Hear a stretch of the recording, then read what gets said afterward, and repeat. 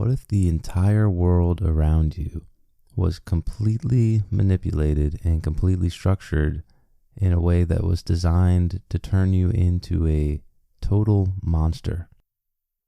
Or what if the world around you was completely manipulated to turn you into nothing more than a helpless victim? So everything from the physical environment to your sleeping patterns, to the food you're eating, to the way you interact with other people, your social interactions. What if it was all designed to kind of make you do one thing or make you do another thing? So this sort of question has long been a debated and highly debated area of psychology and history as well. So what is the impact of the physical environment on our actions? And what is the impact of just your kind of personality, your basic nature on your actions? So which one of those two things, the situation or your own personality, is more important in determining the way you behave? So on one side of the argument, you have what's called the dispositional hypothesis. And this is the idea that the way you behave is all based on your personal disposition. So it's just all based on your personal nature and your personality. Good guys are good, bad guys are bad, and these people are going to behave the same way across a wide spectrum of different situations. So the advantage of this explanation for human behavior is that it's simple, it's easy, and you can kind of just move on from there.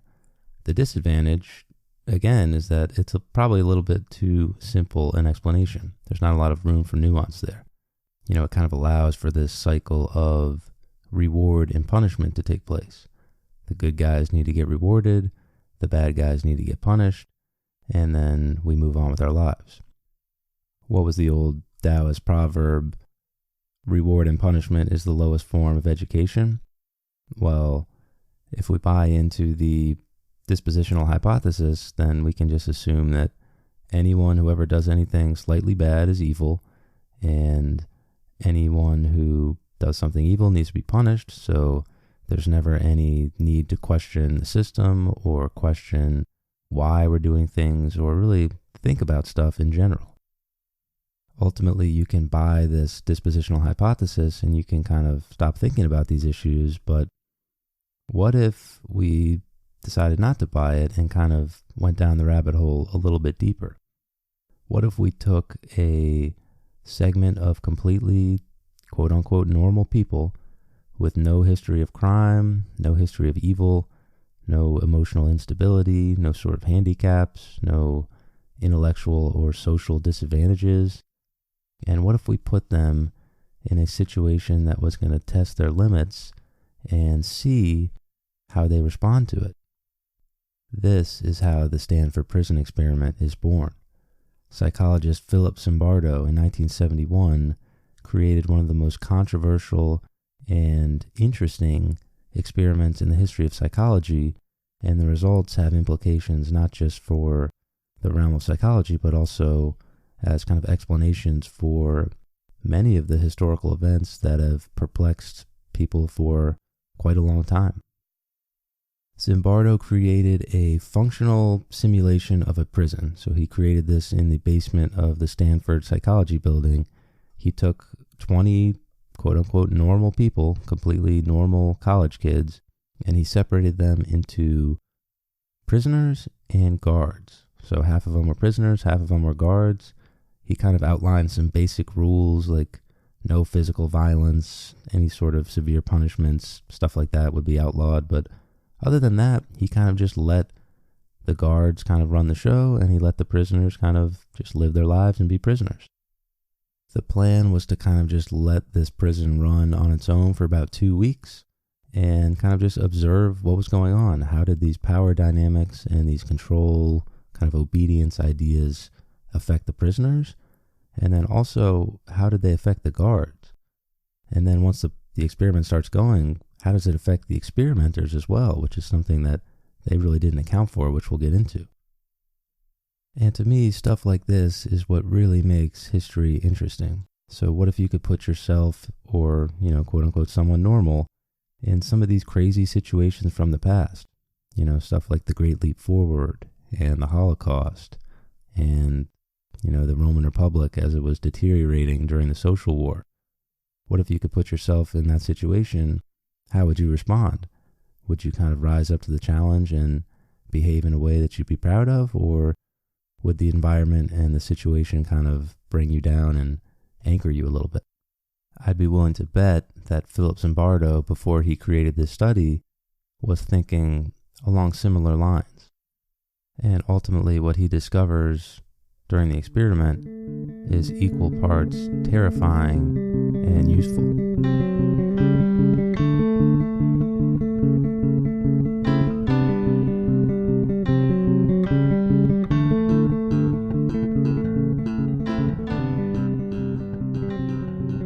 Out of these big questions of morality and human nature, the Stanford Prison Experiment kind of rose from the ashes. So here's how it worked.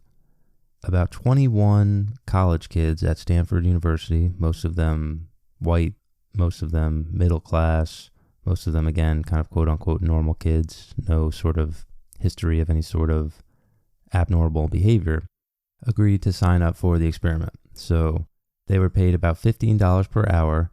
They were told they were taking part in just a study of prison life, and they were going to live in the prison for 2 weeks.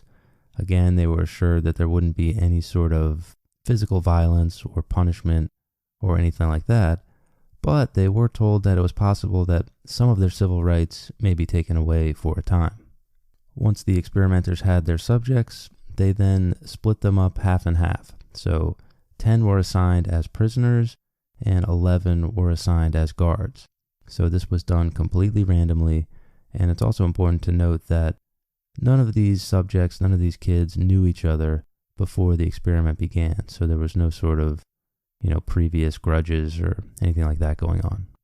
The group that became the prisoners, the 10 kids who became the prisoners, they were given orders to just kind of live their lives as prisoners, and really they weren't given too much instruction other than that. On the other hand, the guards were actually given a kind of similar amount of just kind of vague orders. So there wasn't really a lot of specific orders given from one side or the other. So I'm now quoting from the kind of scholarly journal article that, Zimbardo and his team put out going over what happened in the experiment. Here's what he said was the directions they gave the guards. Quote, "Maintain the reasonable degree of order within the prison necessary for its effective functioning." End quote. Other than the order where there was no physical violence to be tolerated at all, it was kind of a vague sense of direction there. The idea was just maintain order, and, the guards kind of thought that they were just watching the prisoners' behavior. That was the experiment. Little did they know that the experimenters were also watching the guards' behavior. Once the parameters were kind of set up, now the experiment was able to get underway. And it kind of begins a little bit interesting. So the actual police department of, the community that Stanford is part of shows up at the houses of the people who were assigned as prisoners. And they unexpectedly go through an actual arrest process. So they, pulled them out of their houses in handcuffs in front of their neighbors and families and all that stuff. And these people were brought into the station.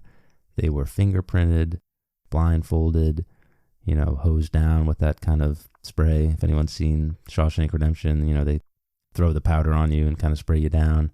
So the kind of actual arrest process was very similar to what would actually happen in real life. Uniforms were issued to both the guards and the prisoners. And for the guards, they wore kind of a plain khaki outfit. They were given a whistle, a nightstick, and they were given actually sunglasses, which they wore all the time. And this made eye contact impossible.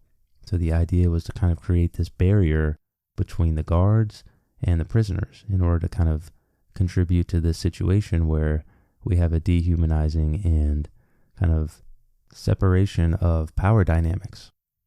So if the guards' uniforms were intended to kind of convey that military attitude where we have this idea of control and de-individuation and power, the prisoners' uniforms, on the other hand, I'll just quote from Zimbardo here, quote, The prisoners' uniforms were designed not only to de-individuate the prisoners, but to be humiliating and serve as symbols of their dependence and subservience, end quote. Prisoners had to wear stocking caps on their heads. They had to wear ankle chains, kind of as a consistent reminder that they were indeed in prison. They had uniforms that kind of were more like dresses than any sort of uniform I've seen, and it's kind of worn without any undergarments, kind of contributing to this idea of emasculating the prisoners.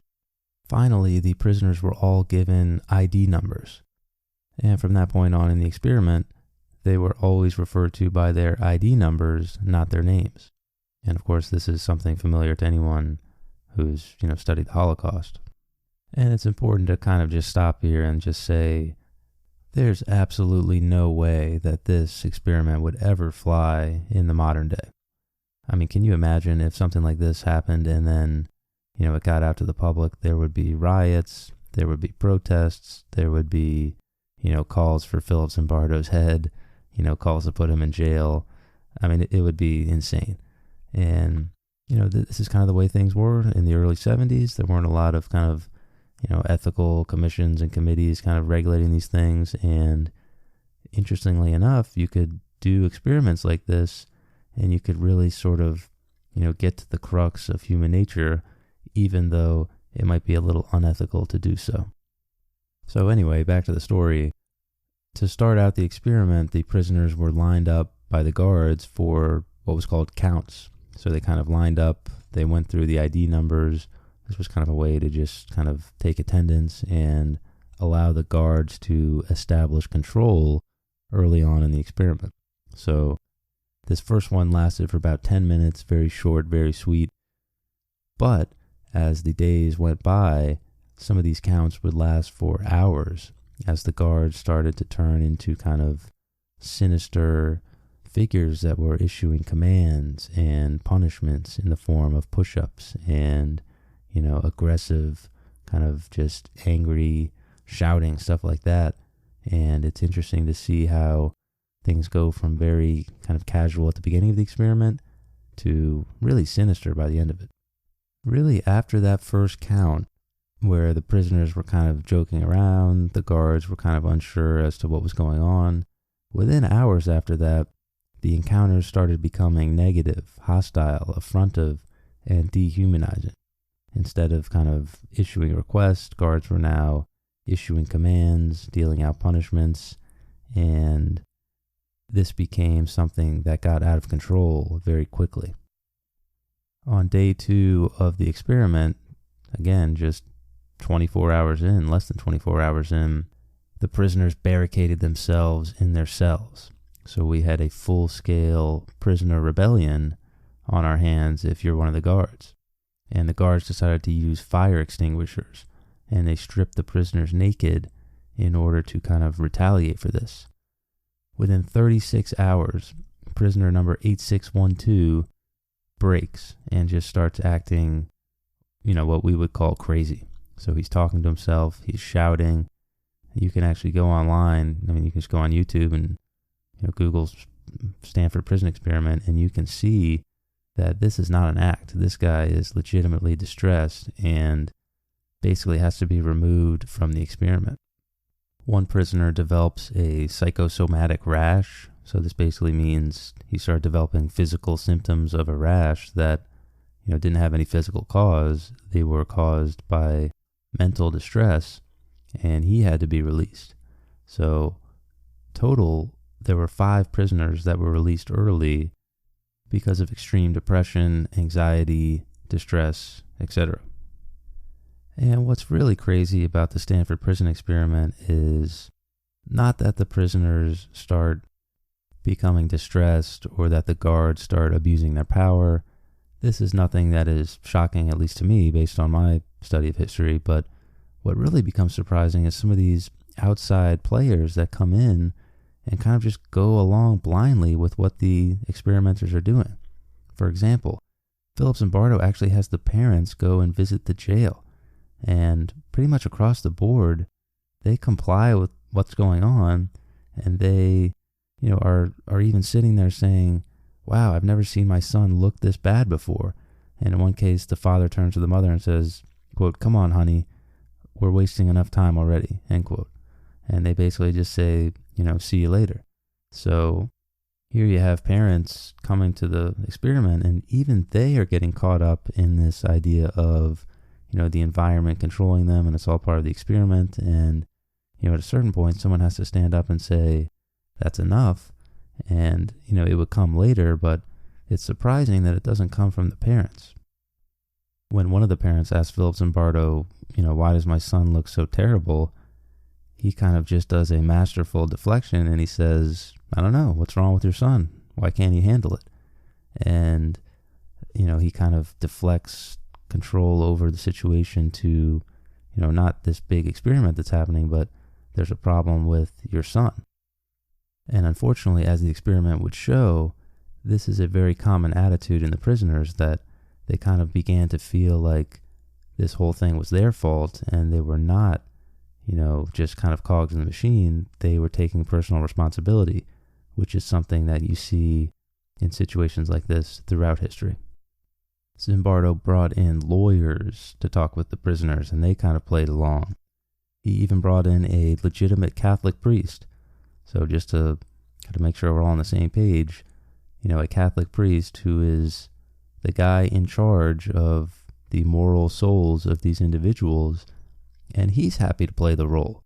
So he's in there, kind of playing the role of the priest and kind of going along with the experiment, and even he's not kind of aware of the distress that the prisoners are going through and willing to take a role in stopping it. It's really interesting to think about how these people in this experiment all kind of saw themselves as playing a role.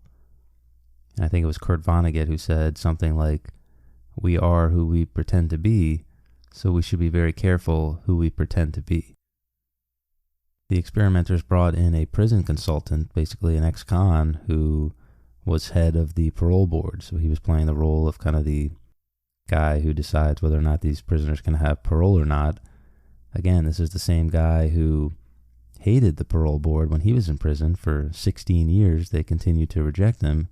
And then once he gets in this role of, power, he starts acting like a total jerk to the prisoners. So you would think he would kind of understand, he would be lenient. Absolutely not. He lets the role play and the situation get the best of him. And even Philip Zimbardo and the experimenters kind of got caught up in their own roles.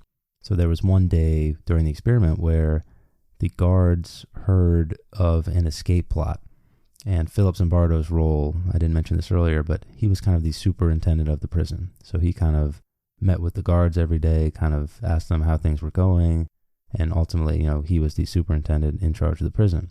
So once they hear about this escape plot, he gets together with the guards, and they literally spend an entire day planning how to stop this, escape plot. They don't even collect any data. So they're worried about transferring prisoners from one room to another, and they kind of put bags over their heads, and they're all chained together. And, here's Philip Zimbardo, the head of the experiment, not collecting data for an entire day because even he is so wrapped up in this crazy situation that he's created for himself. A good example of this is about midway through the experiment, a friend of Philip Zimbardo's kind of comes into his office and starts asking about the experiment, and they're kind of chatting, and ultimately the friend kind of asks, "Hey, what's the independent variable?" As if to say, what are the variables you're really kind of manipulating here? Because, there just seems to be a lot of different things that are really hard to isolate. So you have, in a nutshell, the experiment is, what is the effect of prison life on the reactions and the psychology of prisoners and guards? But within that kind of variable of prison life, there's just a ton of different things, like lack of sleep or lack of food or personal interactions, or what is the effect of negative guard comments toward prisoners. I mean, there's just a lot of things that it's kind of tough to isolate.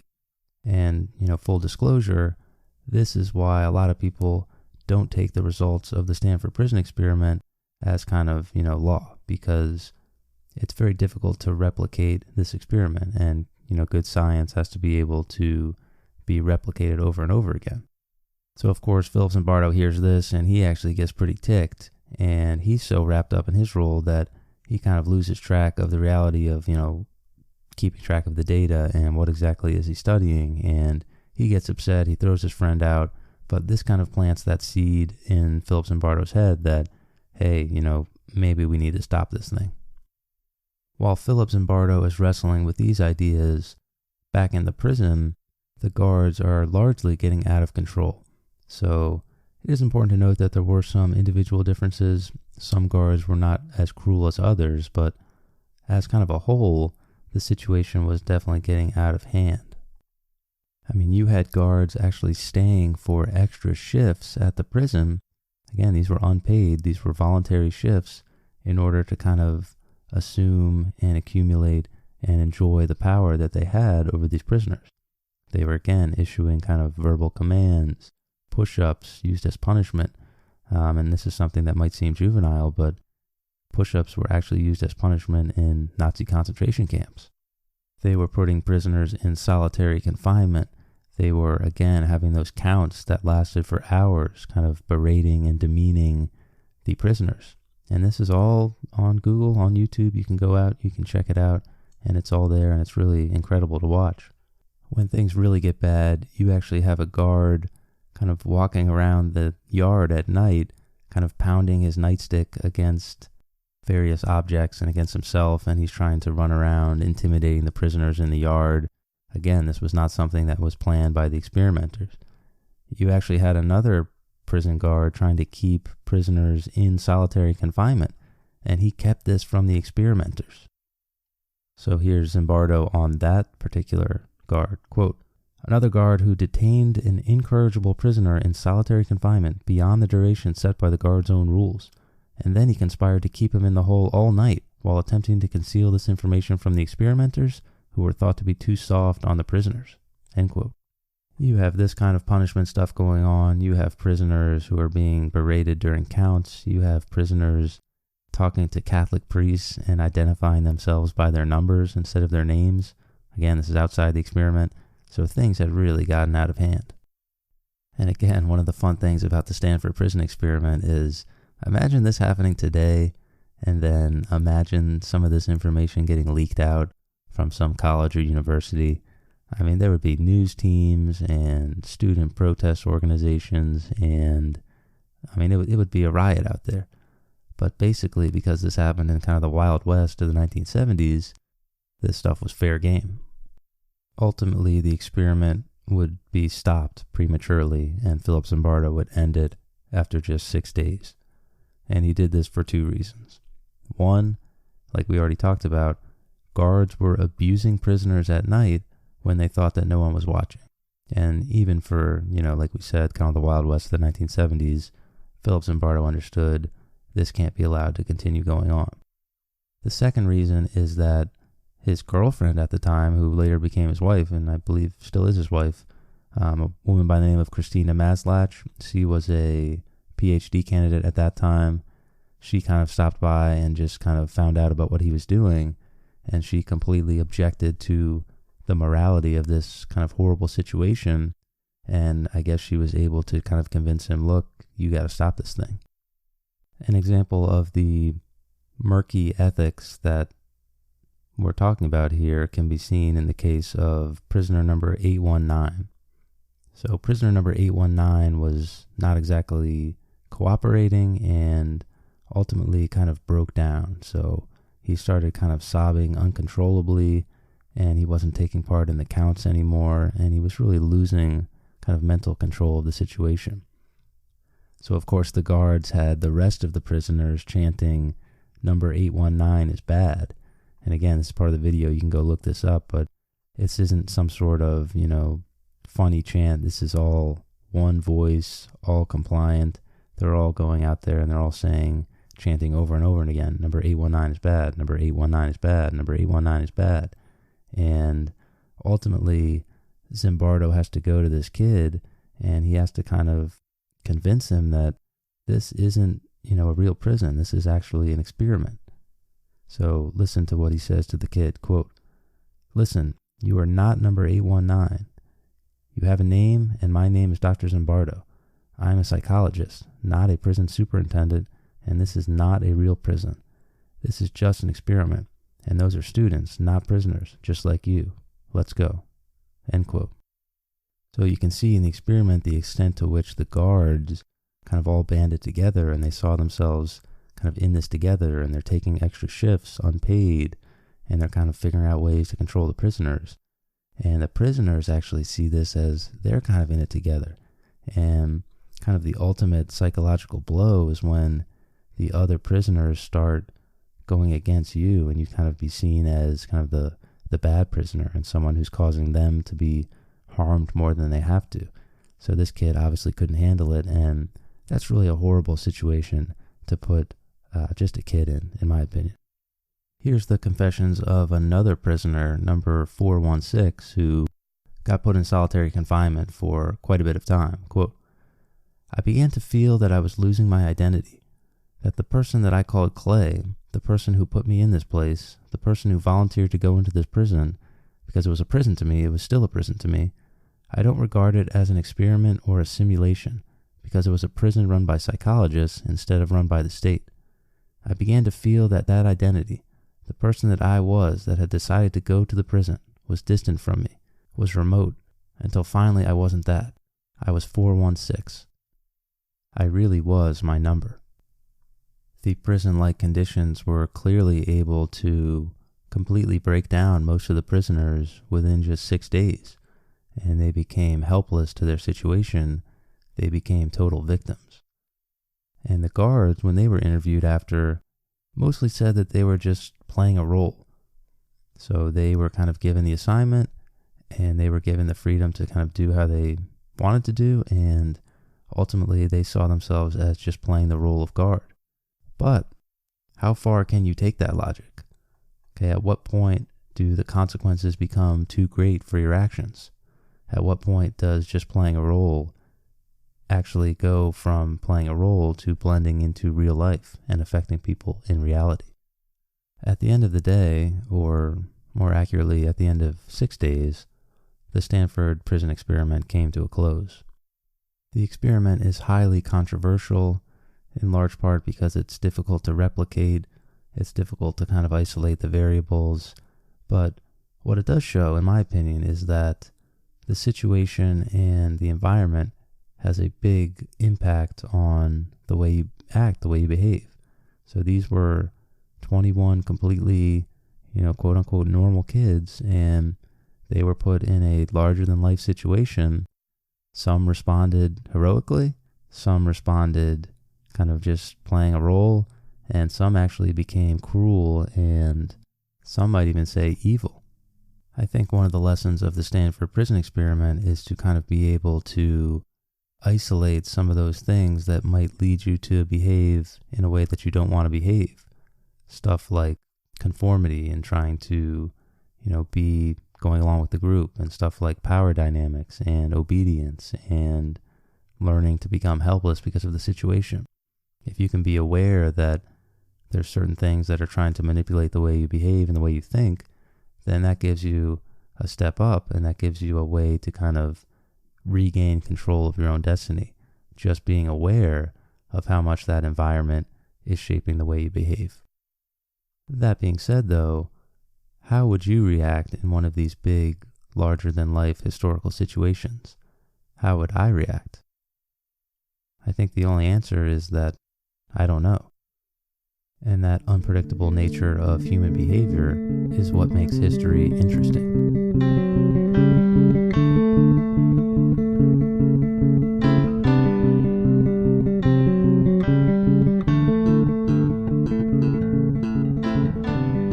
Alright, so 17 episodes in the books. I just want to say thanks for listening. I do really appreciate it. If you like the podcast, if you're interested and you want to help out, the best way to do it is just go on iTunes and leave a review. I think that would help out a lot, and it would bring the podcast to new people who might enjoy listening to it. So if you could do that, that'd be great. I did want to give an update about the future episodes that are coming up on the podcast. I was thinking about doing some less heavily researched, less heavily outlined kind of stuff, maybe just about a certain historical idea or kind of, one small aspect of something that's not this big, expansive, well-researched project with a lot of books and recording and all that stuff. I was also thinking possibly about doing a current events episode or two. I wouldn't want to do anything kind of in the standard kind of political podcast, here's what happened and here's my thoughts on it. It would be more kind of a look at the episodes we've already done, and then how does that history what are the lessons we can take out of that, and then apply it to, the current kind of political just dumpster fire that we find ourselves in throughout the world. So I think there could be some stuff there, but ultimately, if there's not something that I think I'm adding to the conversation, I don't just want to be another podcast that's just out there, throwing stuff at the wall and seeing what sticks. So if I don't think I'm adding anything to the conversation, I just won't do that. So we'll see what happens. Of course, none of that would impact the regular shows and the well-researched, just, solid, no BS history that I'm hoping the podcast is. So if you have any thoughts on if that's a good or bad idea, okay, be sure to find me on Twitter. Just let me know. You can also email me at reflectinghistory@gmail.com. So once again, thanks for listening. Rant at the end of the podcast over. I'm going to go back to seeing if I can say de-individuation into the microphone without screwing it up over and over and over again like I've been doing. So thanks for listening.